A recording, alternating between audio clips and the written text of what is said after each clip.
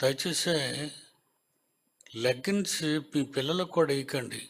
12 ఏళ్ళు వచ్చి దాటిన తర్వాత మీ పిల్లలకి లెగ్గిన్స్ వేసి పంపడం కానీ,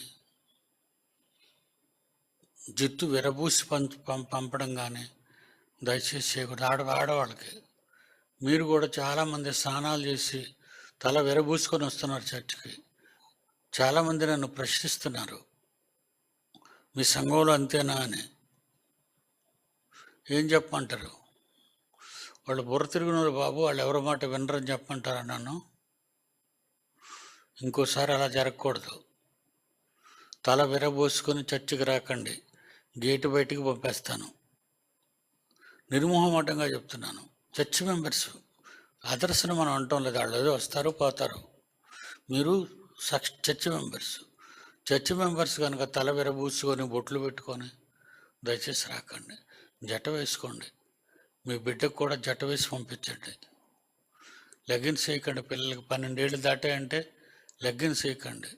చిన్నప్పుడు ముద్దు 2 ఏళ్ళు 3 ఏళ్ళు 4 ఏళ్ళు 5 ఏళ్ల వరకు ముద్దు. చిన్నపిల్లలకు కూడా తల విరబూసి పంపుతున్నారు చాలామంది. జుట్టు ఎగురుకొని పిల్లలు మాటికి ఇలాగా అనుకొని మాట్లాడేటప్పుడు పరిగెత్తేటప్పుడు జుట్టు సర్దుకుంటున్నారు, పడిపోతారు వాళ్ళు. ఇంకోసారి జరగకూడదు. తల విరబూసుకొని ఎవరో చర్చకి రాకూడదు, మీ పిల్లల్ని పంపకూడదు. మీ పిల్లలకి లెగ్గిన్స్ 12 ఏళ్ళు దాటితే దయచేసి లెగ్గిన్స్ వేయకండి, బొట్లు పెట్టుకోకండి. మైకు ముందుకు వచ్చి బొట్టు పెట్టుకొని చెప్తున్నారు.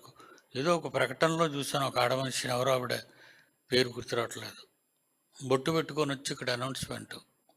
కొంతమంది ప్రసంగాలు పరాయోలు అడుగుతున్నారు ఎక్కడి నుంచో చూసి. మీకు ఆ హ్యాబిట్కి పోకపోతే మిమ్మల్ని ఆ పదవిలోంచి తీసేస్తాను.